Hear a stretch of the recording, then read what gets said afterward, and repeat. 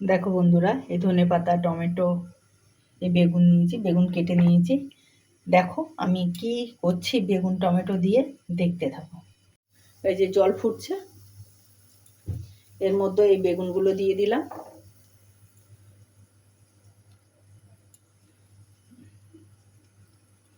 বেগুনগুলো দিয়ে দিলাম আর এই টমেটোও দিয়ে দিলাম।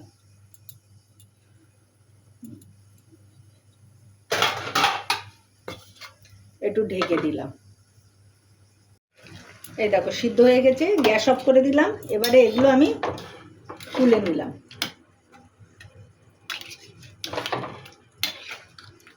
এবারে তুলে নিয়ে ঠান্ডা করে নেব। এই যে এগুলো ভালো করে ম্যাশ করে নেব।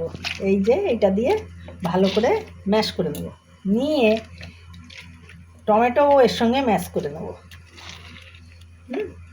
নিয়ে তারপরে আমি আসছি, এগুলো সব ম্যাশ করে নেব। এটা দিয়ে ছালটা সরিয়ে নেব, নিয়ে আসছি। বেগুন আর টমেটোটা ভালো করে ম্যাশ করে নিয়েছি। এই যে পেঁয়াজ নিয়েছি, ধনেপাতা নিয়েছি, লঙ্কা কুচি নিয়েছি। এবারে আমি গ্যাসে চলে যাই, রান্নায় চলে যাই। কড়া বসিয়েছি, কড়াইয়ে তেল দিলাম। কড়াই তেল দিয়েছি, তেলও গরম হয়ে গেছে। একটুখানি আমি এই মাখাতে একটু কালো জিরে দেব। কালো জিরে দিলাম, কাঁচা লঙ্কা দিলাম, পেঁয়াজ দিলাম। এবারে এর মধ্যে লবণটা দিয়ে দিলাম।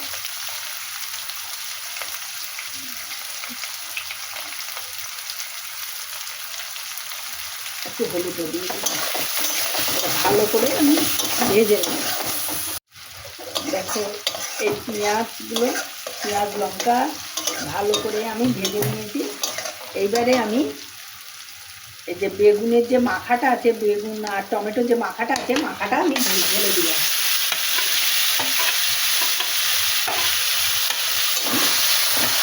ভালো করে আমি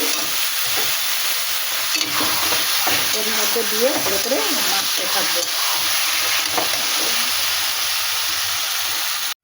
বেগুনের মধ্যে একটুখানি অল্প করে চিনি দিলাম, না দিলে টেস্টি হবে না। দেখো আরও একটু আস্তে আস্তে নাড়াচাড়া করে এটা একটু শুকনো করে নেব, বুঝতে?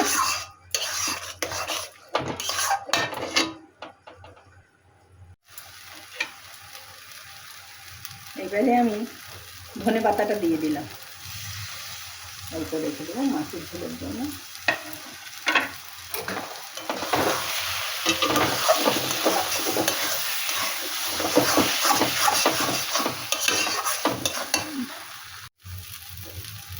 দেখো বন্ধুরা, এই যে আমার বেগুন মাখা কমপ্লিট হয়ে গেছে।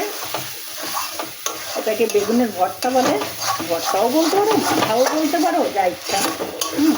এইভাবে রুটি, পরোটা বা ভাতের সঙ্গে খেতে পারো, দারুণ খেতে হয়।